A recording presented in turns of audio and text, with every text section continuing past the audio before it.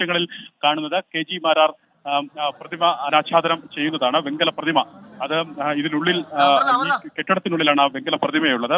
അത് മനോഹരമായ രീതിയിലാണ് ആ കെട്ടിടത്തിന്റെ നിർമ്മിതിയും. അതൊരു ചെറിയൊരു കുളം പോലെ ഉള്ള ഒരു നിർമ്മിതിക്ക് നടുവിലാണ് ഈ പ്രതിമ സ്ഥാപിച്ചിരിക്കുന്നത്. അവിടെ ആ കുളത്തിൽ താമരയടക്കം വിരിഞ്ഞു നിൽക്കുന്നത് കാണാം. അങ്ങനെ താമര വിരിയുമോ തദ്ദേശ തെരഞ്ഞെടുപ്പിലും നിയമസഭാ തെരഞ്ഞെടുപ്പിലും എന്നുള്ളതാണ് വലിയ മുന്നേറ്റം. 2025 കേരള രാഷ്ട്രീയത്തിലെ പ്രധാനപ്പെട്ട രാഷ്ട്രീയ കേന്ദ്രമായി BJP മാറുമെന്ന് BJP നേതാക്കൾ അവകാശപ്പെടുന്നുണ്ട്. അപ്പോഴും ഭിന്നതയുടെ പ്രശ്നമൊക്കെ നിലനിൽക്കുന്നുണ്ട് ഹാഷ്മി. അതിന്റെ വാർത്തകൾ കൂടി വരും. പക്ഷേ ഇന്ന് നേതാക്കൾ ഇതുമായി ബന്ധപ്പെട്ട ഭിന്നതയോ അപസ്വരമോ അതൃപ്തിയോ അമിത്ഷാ പങ്കെടുക്കുന്ന സംസ്ഥാന നേതൃയോഗത്തിൽ ഉന്നയിക്കാൻ സാധ്യതയില്ല. കാരണം സംസ്ഥാന BJP സംബന്ധിച്ച് ഏറ്റവും അഭിമാനകരമായ ഒരു ദിവസമാണ്, ഏറ്റവും സന്തോഷമുള്ള ഒരു ദിവസമാണ്. അവിടെ ഇത്തരമൊരു വിഷയം ഉയർത്താൻ വി മുരളീധര പക്ഷമോ കെ സുരേന്ദ്ര പക്ഷമോ അതൃപ്തിയുള്ള നേതാക്കളോ തൽക്കാലം ഉദ്ദേശിക്കുന്നില്ല എന്നാണ് അറിയുന്നത്. അതിനുശേഷം അമിത്ഷാ കേരളത്തിൽ നിന്ന് മടങ്ങിയാൽ BJPക്കുള്ളിലെ കലഹം അത് ആരംഭിക്കും. അതായത് നിലവിൽ ഈ സംസ്ഥാന പട്ടിക പുറത്തു വന്നതിന് പിന്നാലെ ഉടലെടുത്ത കലഹം അത് തുടരുമെന്നാണ് നമുക്ക് ലഭിക്കുന്ന വിവരം.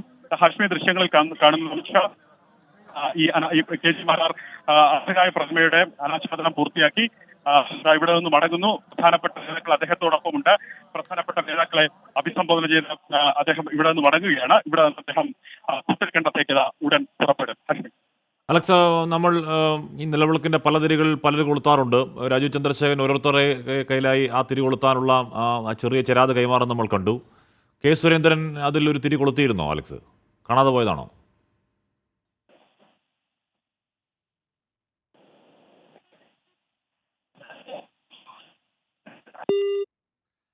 ഓക്കെ, BJP സംസ്ഥാന കമ്മിറ്റി ഓഫീസ് ഉദ്ഘാടനം നടത്തുകയാണ് കേന്ദ്ര ആഭ്യന്തരമന്ത്രി അമിത്ഷാ. അല്പസമയം മുൻപാണ് അമിത്ഷാ കേരളത്തിലേക്ക് എത്തിയത്. രാജീവ് ചന്ദ്രശേഖരൻ നേതൃത്വത്തിൽ അവിടെ സ്വീകരിച്ചു.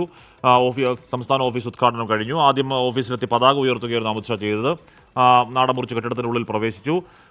അതിനുശേഷം നമ്മൾ കണ്ടു അതിനകത്ത് കെ.ജി. മാരാർ അർദ്ധകായ പ്രതിമ, ഒരു വെങ്കല പ്രതിമ ഉണ്ടായിരുന്നു. അത് ആഭ്യന്തരമന്ത്രി അനാച്ഛാദനം ചെയ്തു. ഇനിയിപ്പോൾ ഏറ്റവും പ്രധാനപ്പെട്ട പരിപാടി പുത്തരിക്കണ്ടത്തെ വാർഡ് തല നേതൃസംഘമാണ്. ഈ പരിപാടിയിൽ അങ്ങനെ കാര്യമായിട്ട് ഒരുപാട് വലിയ സംസ്ഥാനത്തിന്റെ പല ഭാഗത്തുനിന്ന് പ്രവർത്തകരോ നേതാക്കളൊന്നും എത്തിച്ചേർന്നിരുന്നില്ല. സംസ്ഥാനതല നേതാക്കൾ മാത്രമേ ഉണ്ടായിരുന്നുള്ളൂ. അതിന് കാരണമായി പറയുന്നത് ഇത്തരത്തിലുള്ള ചില സുരക്ഷാ ക്രമീകരണങ്ങളുടെ ഭാഗമായാണ്. എന്തായാലും ഒരു വലിയ BJPയുടെ ഒരു ആഡംബര ഓഫീസ് എന്നൊക്കെ പറയാവുന്ന രീതിയിലുള്ള ഒരു വലിയ 7 നില കെട്ടിടമാണ്. എല്ലാവിധ സജ്ജീകരണമുള്ള ഒരു 7 നില ബിൽഡിങ്.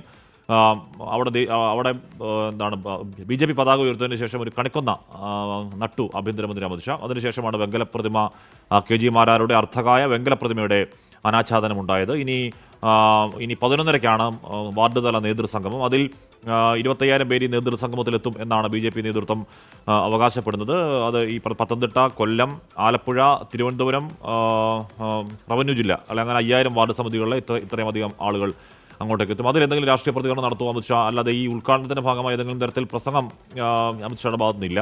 നാടമുറിച്ച് ഉദ്ഘാടനം ജസ്റ്റ് ഉദ്ഘാടനം മാത്രമാണ്. അതല്ലാതെ ഒരു വലിയ പൊതുയോഗം ഉദ്ഘാടനത്തിന്റെ ഭാഗമായിട്ട് ഇല്ല. പൊതുയോഗമുള്ളത് വാർഡ് തല നേതൃസംഘമാണ്.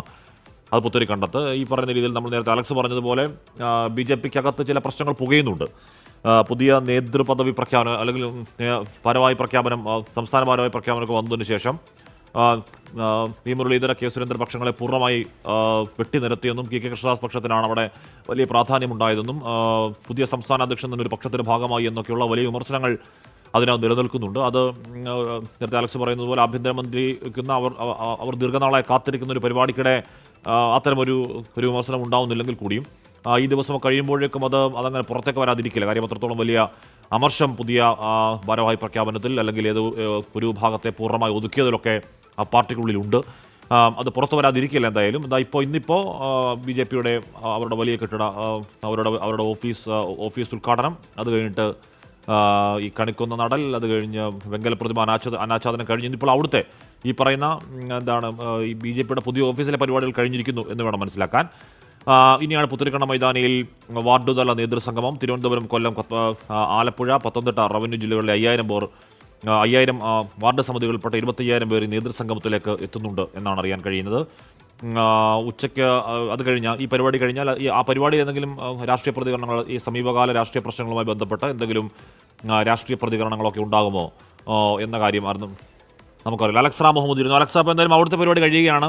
ഇനി വാർഡ് തല നേതൃസംഗമം, തദ്ദേശ സ്വയംഭരണ തെരഞ്ഞെടുപ്പ് മുന്നൊരുക്കങ്ങൾ ചർച്ച ചെയ്യാനുള്ളൊരു യോഗമുണ്ട്. അത് കഴിഞ്ഞ് കണ്ണൂർ രാജരാജേശ്വരി ക്ഷേത്ര ദർശനം, പിന്നെ ഡൽഹിക്ക് മടക്കം, അത്രയല്ലേ ഉള്ളൂ? അത്രയേ ഉള്ളൂ. അതായത് ഈ ഔദ്യോഗിക പരിപാടികളിൽ ഒന്ന് ബിജെപിയുടെ സംസ്ഥാന ആസ്ഥാനത്തിന്റെ ഉദ്ഘാടനമാണ്. കെ ജി മാധവന്റെ ഉദ്ഘാടനമാണ്. അത് നിർവഹിച്ചു കഴിഞ്ഞു കേന്ദ്ര ആഭ്യന്തരമന്ത്രി അമിത്ഷാ. അതിന്റെ ഉദ്ഘാടനം പൂർത്തിയാക്കി അദ്ദേഹം ഉത്തരക്കണ്ടത്തേക്ക് അത് നിർവഹിച്ചു കഴിഞ്ഞു കേന്ദ്ര ആഭ്യന്തരമന്ത്രി അമിത്ഷാ. അതിന്റെ ഉദ്ഘാടനം പൂർത്തിയാക്കി അദ്ദേഹം പുത്തരിക്കണ്ടത്തേക്ക് പുറപ്പെടാൻ ഒരുങ്ങുകയാണ്. ഇതിൽ അവിടെ എത്തിയതിനു ശേഷമാണ് മറ്റൊരു പ്രധാനപ്പെട്ട സമ്മേളനം അവിടെ നടക്കുന്നത്. ബിജെപിയുടെ തദ്ദേശ തെരഞ്ഞെടുപ്പ് ഒരുക്കവുമായി ബന്ധപ്പെട്ട സംഘടനാതല പ്രചാരണത്തിന്റെ ഔദ്യോഗിക തുടക്കമാണ് അവിടെ നിർവഹിക്കപ്പെടുക. അവിടെ പ്രധാനപ്പെട്ട നേതാക്കളെല്ലാം, അതായത് ഈ സംസ്ഥാന ഓഫീസിന്റെ ഉദ്ഘാടനത്തിന് ഇവിടേക്ക് എത്തിയ പ്രവർത്തകരോടും നേതാക്കളോടും അവിടേക്ക് ചെല്ലാനാണ് ബിജെപി നേതാക്കൾ ആവശ്യപ്പെട്ടത്. കാരണം ഇതൊരു കോറിലുള്ള പ്രധാനപ്പെട്ട നേതാക്കൾ മാത്രമേ അമിത്ഷാ പങ്കെടുക്കുന്ന ഈ ഉദ്ഘാടന പരിപാടിയിൽ, അതായത് സംസ്ഥാന ആസ്ഥാനത്തിന്റെ ഉദ്ഘാടന പരിപാടിയിൽ പങ്കെടുത്തിട്ടുള്ളൂ. അവർക്ക് മാത്രമേ ഇവിടെ പ്രവേശനം ഉണ്ടായിരുന്നുള്ളൂ. കനത്ത സുരക്ഷ ഇവിടെ ഒരുക്കിയിട്ടുണ്ട്. ഇതിനുശേഷം അമിത്ഷാ അവിടേക്ക് പോകും. അവിടെ ബിജെപി പ്രവർത്തകരെ അഭിസംബോധന ചെയ്ത് സംസാരിക്കും. 1.25 ലക്ഷത്തോളം പ്രവർത്തകരെ പുത്തരിക്കണ്ട മൈതാനിയിൽ ബിജെപി അണിനിരത്തിയിട്ടുണ്ടെന്നാണ് മനസ്സിലാക്കുന്നത്. അത് ഈ തദ്ദേശ തെരഞ്ഞെടുപ്പുമായി ബന്ധപ്പെട്ട സംഘടനാതല തെരഞ്ഞെടുപ്പ് പ്രചാരണത്തിന്റെ തുടക്കമാവുകയാണ്. അതിന്റെ ഉദ്ഘാടനം നിർവഹിക്കും. ഈ വികസിത കേരളം 2025 പ്രഖ്യാപനം അമിത്ഷാ അവിടെ നിർവഹിക്കും. അതേസമയം തന്നെ വെർച്വലായി ഏതാണ്ട് അധികം പേർ, ഏതാണ്ട് 75,000-ഓളം പേർ പല ജില്ലകളിൽ നിന്നായി അവിടെ ഈ പരിപാടിയുടെ ഭാഗമാകും എന്നുള്ളതാണ് ബിജെപി പ്രവർത്തകർ അവകാശപ്പെടുന്നത്. അതായത് നേരിട്ടും വെർച്വലായും ഏതാണ്ട് 1 ലക്ഷത്തോളം പേർ അമിത്ഷാ പങ്കെടുക്കുന്ന പരിപാടിയിൽ ഭാഗമാകും എന്നുള്ളതാണ്. അമിത്ഷാ അവിടെ എന്തൊക്കെ രാഷ്ട്രീയം സംസാരിക്കും എന്നുള്ളതാണ് ഏവരും ഉറ്റുനോക്കുന്ന, അല്ലെങ്കിൽ രാഷ്ട്രീയ കൗതുകമുള്ള പ്രധാനപ്പെട്ട കാര്യം. തദ്ദേശ തെരഞ്ഞെടുപ്പ് അടുക്കാനിരിക്കുന്നു, നിയമസഭാ തെരഞ്ഞെടുപ്പ് അടുക്കാനിരിക്കുന്നു.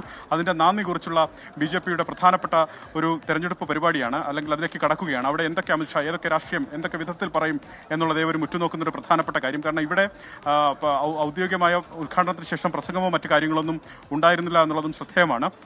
ഈ പരിപാടിക്ക് ശേഷം ബിജെപിയുടെ സംസ്ഥാന നേതൃയോഗത്തിൽ കൂടി അദ്ദേഹം പങ്കെടുക്കുന്നുണ്ട്. അതിനുശേഷമാണ് അമിത്ഷാ മടങ്ങുക, തിരുവനന്തപുരത്ത് നിന്ന് മടങ്ങുക. അദ്ദേഹം കണ്ണൂർക്കാണ് പോവുക. കണ്ണൂരിൽ തളിപ്പറമ്പ് അദ്ദേഹം രാജരാജേശ്വര ക്ഷേത്ര ദർശനം നടത്തും. അവിടെ നിന്ന് രാത്രിയോടെ ഡൽഹിയിലേക്ക് മടങ്ങുമെന്നുള്ളതാണ് നിലവിൽ കേന്ദ്രമന്ത്രി അമിത്ഷായുടെ യാത്രയുടെ പ്ലാൻ, സന്ദർശന പരിപാടിയുടെ പ്ലാൻ അങ്ങനെയാണ് നിർവഹിച്ചിരിക്കുന്നത്. എന്താണെങ്കിലും ഒരു കാര്യമുണ്ട് ഹാഷ്മി, പഴയ സംസ്ഥാന നേതാക്കൾ രാജീവ് ചന്ദ്രശേഖർ ഈ വിളക്ക് കൊളുത്തി, പഴയ സംസ്ഥാന അധ്യക്ഷന്മാർ CK പത്മനാഭൻ അടക്കമുള്ള നേതാക്കൾ, O രാജഗോപാൽ അടക്കമുള്ള നേതാക്കൾ ഈ വിളക്ക് കൊളുത്തിയത് നമ്മൾ കണ്ടു. അമിത്ഷാ ഇവിടെ പങ്കെടുക്കുന്ന ഈ പരിപാടി, പ്രത്യേകിച്ച് ബിജെപിയുടെ പ്രധാനപ്പെട്ട പ്രവർത്തകർ ഉറ്റുനോക്കുന്ന അവരുടെ ഏറ്റവും അഭിമാന കാര്യമായി സംസ്ഥാന ആസ്ഥാന മന്ദിരത്തിന്റെ ഉദ്ഘാടന ദിവസം എന്താണെങ്കിലും അമിത്ഷാ പങ്കെടുക്കുന്ന ഈ നേതൃയോഗങ്ങളിൽ പാർട്ടിക്കുള്ളിലെ ഭിന്നത സംബന്ധിച്ച, അല്ലെങ്കിൽ അഭിപ്രായ വ്യത്യാസം സംബന്ധിച്ച് നേതാക്കൾ പറയുമെന്ന് കരുതുക വയ്യ. അത് മറ്റൊരു തലത്തിൽ, ദേശീയ തലത്തിൽ അത് വ്യാഖ്യാനിക്കപ്പെടുമെന്നുള്ളത് കൊണ്ട് അവിടെ മൗനം പാലിക്കും ഈ നേതാക്കൾ എന്നുള്ളതാണ് നമുക്ക് ലഭിക്കുന്ന വിവരം. പക്ഷേ വെട്ടിനിരത്തപ്പെട്ട വിഭാഗം, വി മുരളീധര, സുരേന്ദ്ര വിഭാഗങ്ങൾ ദേശീയ നേതൃത്വത്തിന് കൃത്യമായി തങ്ങളുടെ പരാതി, തങ്ങളുടെ അതൃപ്തി ദേശീയ നേതൃത്വത്തെ അറിയിക്കും. അത് ഇത് കഴിഞ്ഞായിരിക്കും പാർട്ടിക്കുള്ളിലെ പോരും കലഹവും രൂപപ്പെടുക. അതും ഇതിനു ശേഷമായിരിക്കും ഹാഷ്മി.